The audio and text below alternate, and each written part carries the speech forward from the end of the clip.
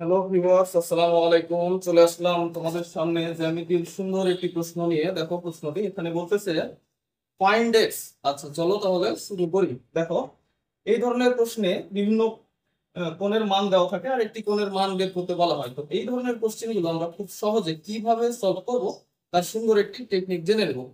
তো চলো শুরু করি। এই ধরনের প্রশ্নে প্রথমত যে কাজটি করতে হবে সেটি হচ্ছে তোমাদের সন্নিহিত কোণগুলো খুঁজে বের করতে হবে। তাহলে চলো সন্নিহিত কোণ খুঁজে বের করি। দেখো, এইখানে আছে সন্নিহিত কোণ, এইখানে আছে সন্নিহিত কোণ এবং এইখানে আছে সন্নিহিত কোণ।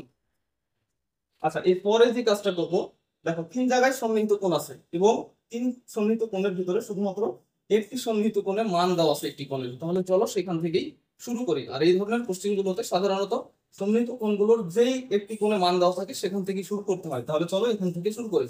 আচ্ছা দেখো, এখানে আছে 120 ডিগ্রি। আচ্ছা, 120 ডিগ্রি যদি হয় তাহলে সন্নিহিত কোণের মান হবে কত? এটা নিশ্চয়ই 60 ডিগ্রি, তাই না? আচ্ছা আচ্ছা, এখন একটা জিনিস খেয়াল করো। দেখো, এই সন্নিহিত কোণের যে সাধারণ বাহুটা সেখানে দেখো একটি চিহ্ন দেওয়া আছে এবং তার বিপরীত পাশের বাহুতেও একটি চিহ্ন দেওয়া আছে। তার মানে আমরা বুঝতেছি এই বাহু সমান এই বাহু। তাহলে আমরা সহজেই বুঝতে পারছি যে এই ত্রিভুজটি হচ্ছে কি ত্রিভুজ বলতো? এই ত্রিভুজটি হচ্ছে সমদ্বিবাহু ত্রিভুজ। আর সমদ্বিবাহু ত্রিভুজ সম্পর্কে আমরা কি জানি? সমদ্বিবাহু ত্রিভুজ সম্পর্কে আমরা জানি যে সমদ্বিবাহু ত্রিভুজের বিপরীত কোণগুলো পরস্পর সমান হয়। তাহলে চলো দেখি। এই যে আমরা এখানে 60 ডিগ্রি করলাম, তার মানে এই বাহুর বিপরীত কোণ হচ্ছে এই কোণটা, এই কোণটা 60 ডিগ্রি। তাহলে এই বাহুর বিপরীত কোণ নিশ্চয়ই এটা।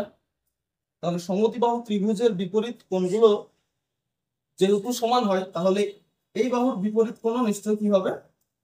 সমান হবে। তাহলে এটাও হবে 60 ডিগ্রি। আচ্ছা ঠিক আছে। তাহলে আরেকটা জিনিস খেয়াল করো, এই দুটো কোণের মান কিন্তু আমরা পেয়ে গেছি। দুটো কোণের মান হচ্ছে 60 ডিগ্রি যোগ 60 ডিগ্রি সমান সমান 120 ডিগ্রি। আর আমরা জানি যে কোনো ত্রিভুজের তিন কোণের সমষ্টি হচ্ছে 180 ডিগ্রি। সুতরাং এই কোণের মানটি কত হবে? তাহলে এই কোণের মানটি নিশ্চয়ই হবে 180 থেকে যদি আমরা 120 মাইনাস করি তাহলে এই কোণটির মান হবে 60 ডিগ্রি। আচ্ছা, তাহলে দেখো আমরা এই কোণের মান পেলাম, এই কোণের মান পেলাম, এই কোণের মান পেলাম। এখন বাকি আছে এই কোণ আর এই কোণ। এখন আমরা এই কোণের কাজ শুরু করবো নাকি এই কোণের? এই ক্ষেত্রে বলে রাখি, সব সময় যেটা উত্তর চাইবে সেই কোণের মান আমরা সবার শেষে বের করবো। তাহলে চলো এইটা শুরু করি। এটার মান কত হবে? তাহলে দেখো, এখানে যেহেতু দুইটি কোণ আছে এবং একটি কোণের মান আমরা জানি 60 ডিগ্রি, সুতরাং অপর কোণটি, এই কোণটি অবশ্যই হবে 120 ডিগ্রি। আচ্ছা দেখো, এখন আমাদের উত্তর বের হওয়ার কাছাকাছি অবস্থা। আচ্ছা তাহলে দেখো, এইখানে একটা ত্রিভুজ হয়ে গেছে, তাই না? এইখানে একটা ত্রিভুজ হয়ে গেছে, কি তো? এইখানে একটা ত্রিভুজ হয়ে গেছে।